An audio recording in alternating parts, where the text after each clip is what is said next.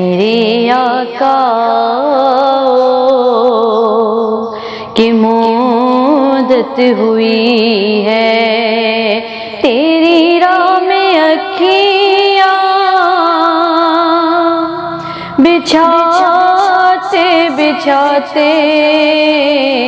تیری حسرتوں میں تیری چاہتوں میں، تیری حسرتوں میں تیری چاہتوں میں، بڑے دن ہوئے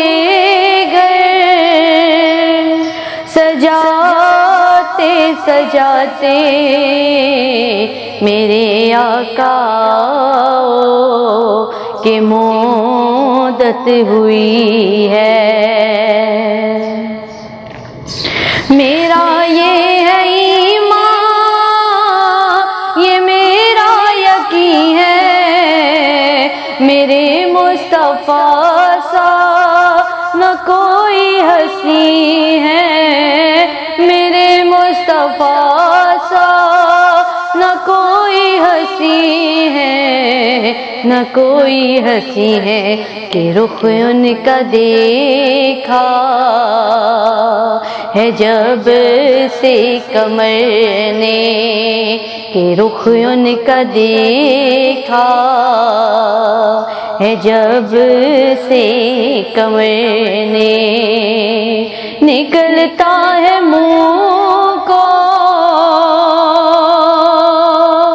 چھپاتے چھپاتے، میرے آقا۔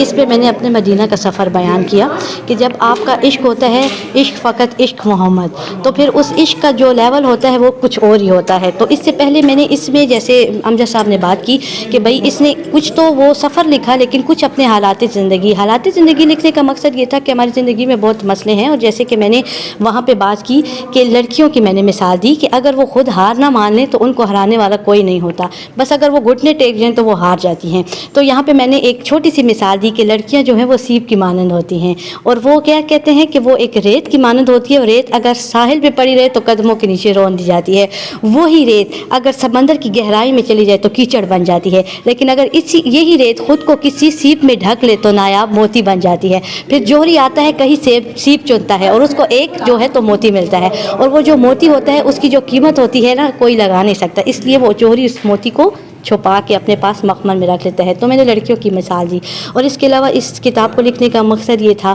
کہ لوگوں کی مذہب سے دوری ہو چکی ہے اور اللہ پہ پختہ ایمان ہونا چاہیے، اور اس کا نام حی علی الفلاح اس لیے ہے کہ میں ایک میسیج دینا چاہتی ہوں کہ آپ حی علی الصلاح پہ قائم رہیں۔ جب آپ نماز پڑھیں گے تو فلاح آپ کے پاس خود آئے گی۔ جب میں رات کو یہ کتاب لکھتی تھی اور فجر کی اذان ہوتی تھی اور آواز آتی تھی حی علی الفلاح، چلے آؤ کامیابی کی طرف، تو یہی تو کامیابی ہے۔ ہم کہتے ہیں اللہ ہم سے ناراض ہے، اللہ پاک ہم سے کبھی ناراض نہیں ہوتا، سرکش تو ہم ہیں کہ ہم اس کے راستے پہ نہیں جاتے۔ وہ 5 وقت صدا لگاتے ہیں کہ چلے آؤ کامیابی کی طرف، لیکن ہم جو ہے کامیابی کی طرف جانے میں تھوڑا دیر کر دیتے ہیں۔ پھر ایک وقت آتا ہے کہ وہ ہم سے سجدہ کرنے کی توفیق چھین لیتا ہے، اس وجہ سے کہ ہم روز وعدہ کرتے ہیں کہ ہم کل سے نماز پڑھیں گے، لیکن ہم وعدہ خلافی کرتے ہیں۔ تو یہاں کہنے کا مقصد یہ ہے کہ آپ کی جو کوئی تو کہتے ہیں امید، میں کہتی ہوں اللہ پہ یقین ہونا چاہیے آپ کا، اور جب آپ کا یقین کامل ہونا تو کوئی بھی چیز آپ کو اس دنیا میں نہیں ہرا سکتی، کیونکہ آپ کے ساتھ اللہ کی مدد ہوتی ہے۔ اس قسم کی کتابوں کی اور کریکٹر بلڈنگ کی ضرورت ہے کہ جو ہمارے معاشرے میں مختلف ہم مذہب سے بھی دور ہو رہے ہیں، اسی طرح ہم نے اپنی زندگیوں کو بہت میکینیکل کر دیا ہے،